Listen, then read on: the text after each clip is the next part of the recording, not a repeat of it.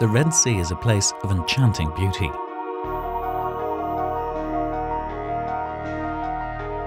On its health depend those who live in and off its waters. But it's a sea in deep trouble.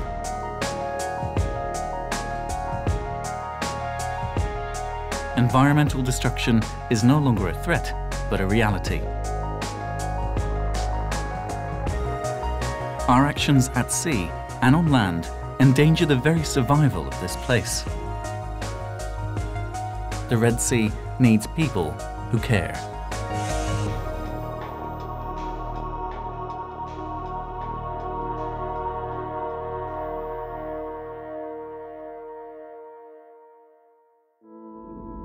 For decades, the Red Sea's spectacular coral reefs have been attracting visitors in increasingly large numbers. But this popularity has come at a price. Damage from boat anchors has been laying waste to some of the most precious reefs in the Red Sea. In the early 1990s, a group of dive operators responded by establishing the Hurghada Environmental Protection and Conservation Association. HEPCA got started by putting in place moorings to protect the fragile reefs from further degradation. On the waters off Hurghada, a mooring team from HEPCA is preparing to go underwater. Team leader Mustafa Abdallah has been closely involved in the setup of what is now the largest mooring system in the world. احنا شغالين هنا في الغردقة عاملين 300 شمندورة وشغالين في يعتبر البحر الأحمر كله. أنا مبسوط جدا بالشغل في الهبكة لأن دي الشغلانة اللي أنا كنت أتمنى أن أشتغلها إن أنا أحافظ على البيئة وأحافظ على الشعب بتاع بلدي وإحنا كمان بندي شغل يعني لشغلنا لأن بنحب بلدنا. From the initial 100 moorings around Hurghada, the system now extends along the entire Egyptian Red Sea coast, with the concept being adopted by other countries in the region. I think the most important accomplishment is spreading actually this mooring culture through the whole Egyptian Red Sea and actually now to the neighboring countries. A second accomplishment that we are very proud of is to get the dive centers and the dive operators to have a sense of ownership for this system, because without this sense of ownership, HEPCA would never be able to do this role alone. Following the success of the mooring project, HEPCA's work expanded into other areas of environmental protection. Less than a generation ago, Hurghada was little more than a sleepy fishing village. Its coastline, with fringing reefs, was an important nursery area for fish and other marine life. Now it's the domain of beachfront hotels, some of which have been built right on top of the reefs with disastrous consequences. Where corals once flourished, now only rubble remains. Even the coastline itself has been changed dramatically as a result of dredging and landfill. The mistakes made in Hurghada may be repeated elsewhere if left to Egypt's Tourism Development Authority.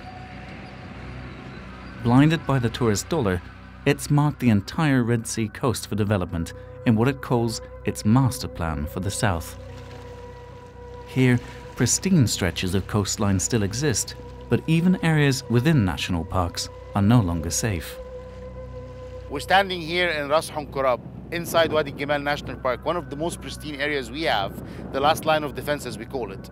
The Tourism Development Authority, with no vision, with no strategy, have managed to sell plots of lands in this area to mega investors who are going to turn it into another mass tourism destination, which will be completely disastrous.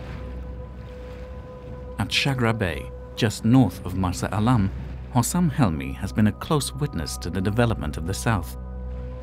A pioneer in ecotourism, he's being forced by the government to turn his dive camp into a resort. المنطقة اللي هناك دي كلها كانت عبارة عن خيام، فقط خيام. خيام لكل الاكتيفيتيز اللي احنا بنعملها، خيمة للكيتشن وخيمة للدايفنج وخيمة للشيد عشان الناس تقعد تحتيه. ما كانش فيه أي انفراستراكشر. أنا لو عملت 800 غرفة فيه يبقى معنى كده إن كل الحياة البحرية والمعطيات الطبيعية اللي فيه هتنتهي وتختفي في خلال أشهر عديدة، 3-4 أشهر واختفت الحياة فيه. أنا عملت عدد محدود من الغرف لا يتعدى ال 120 غرفة، وعملت أنواع من الإقامة أخرى زي الخيام والهطات، بحيث ان انا احافظ على الخليج واحافظ على الحياه البحريه اللي فيه، بحيث ان انا نقدر ان احنا نستفيد منه احنا والاجيال اللي بعدينا والاجيال اللي بعديهم، نحافظ عليه للمستقبل بتاع المنطقه ككل. HEPCA has been exposing illegal construction projects while fighting others in court. Giftoon, an island surrounded by stunning reefs just offshore from Hurghada, became a major conservation battleground for the organization. In early 2004, the Egyptian government sold the island to a group of Italian investors who had plans to build an airstrip and a number of hotels on it. By rapidly mobilizing thousands of people and numerous local organizations, HEPCA drew international attention to the cause. Within 2 weeks, Egyptian President Mubarak intervened to cancel the deal, and Giftoon was saved. I think winning the Giftoon case was a landmark for us and for environmental activism in general. We never thought that we're going to win Giftoon case, and this gave us a lot of hope that we can actually win, whether through mobilizing more people, whether through lobbying, court cases. There is hope now that we can do something concerning this kind of unsustainable development happening in the South. Egypt now faces the choice between protecting its natural treasures for future income or selling out to tourism for short-term gain. For longer than anyone here can remember, the Red Sea has provided to those who fished along its shores.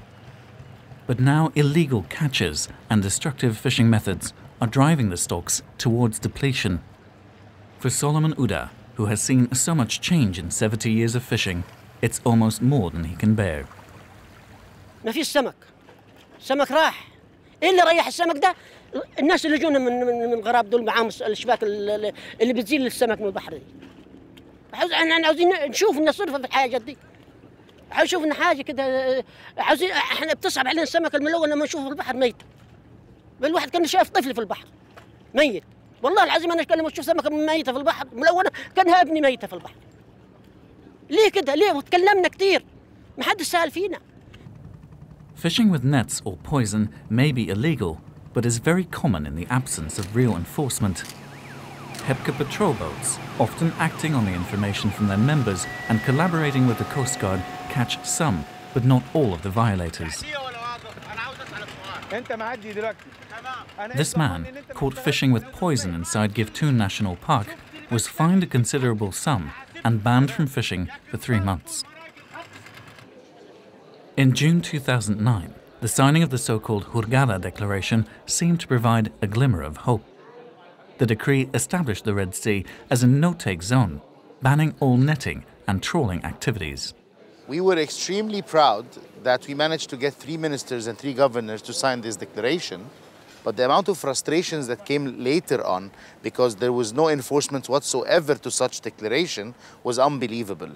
The protocol was never implemented, the fishing activities never stopped, the fish stock of the Red Sea is being depleted on daily basis. We're sacrificing all the natural resources we have for 0.5% of the national catch of the country. This is a criminal insanity. Sharks, as top predators, are among the species most vulnerable to overfishing.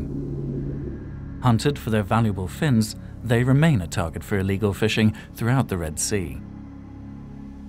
Alive, an individual shark is worth an estimated $30,000 in Egyptian tourist revenue. A ban on shark fishing has won Egypt critical acclaim abroad, but in the absence of real enforcement, some species are at risk of disappearing from the Red Sea altogether.